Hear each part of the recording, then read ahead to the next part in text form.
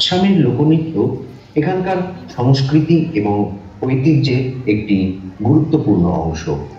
এই নৃত্যগুলো অসমীয়া জীবনযাত্রার প্রতিফলন ঘটায় এবং সাধারণত উৎসব, কৃষি সম্পর্কিত অনুষ্ঠান এছাড়াও বিভিন্ন সামাজিক পার্বণে পরিবেশিত হয়। তাহলে আসুন দেখে নেওয়া যাক।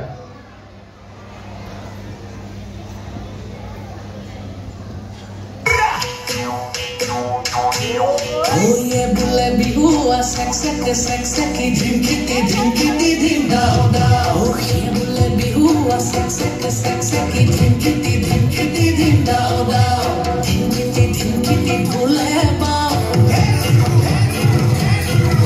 Oye bihiti tolo pepa ba Oye धिमकिटी bule bao bihiti tolo pepa ba